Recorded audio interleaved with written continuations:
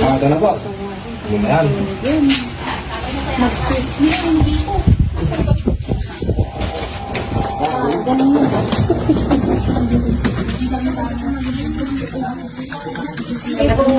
Matang na yun. Kaya kan dapat ito.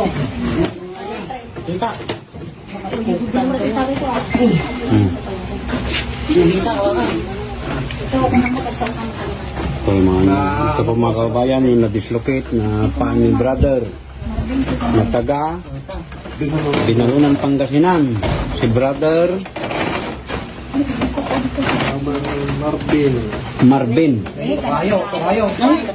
taga Binalunan. Ito po yung nagawa po sa basketball po. O, ito po paa niya.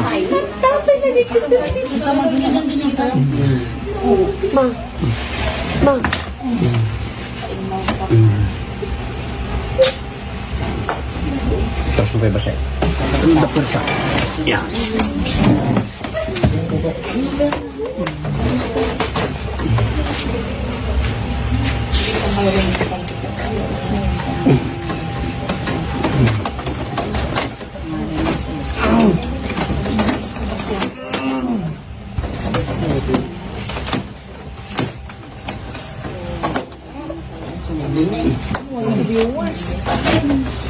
Sulit na rin na kung saan hindi kaya na.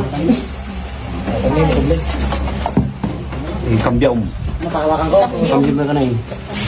Kambyong man tanong na persak. Na.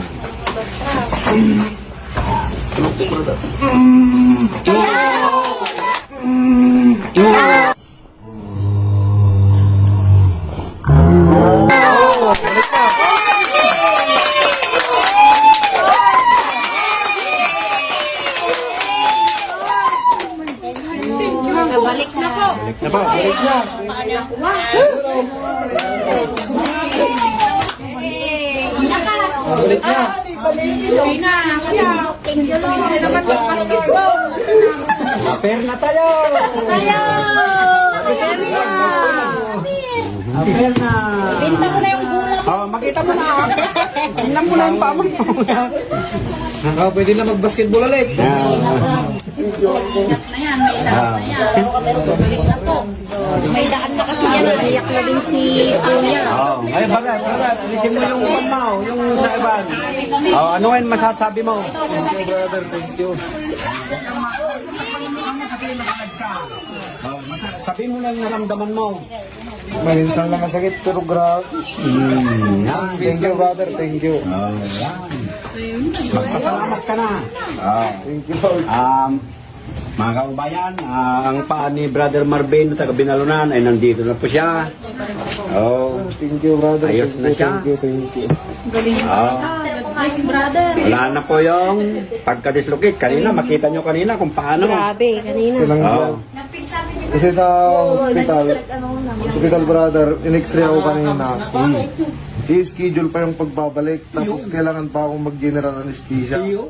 Kaya nabuti nung kapatid ko na ipunta na lang kami dito. Salamat Lord sa Thank you, pagbibigay Lord. mo sa akin ng talentong ito. Sa mga nagaganito, yung mga dislocate. Kapasalamat ako Panginoong Diyos. Binigyan mo ko ng ganitong talent. Thank you Lord. Bigyan mo ako Panginoong Diyos sa mga buhay para marami pa akong matutulungan.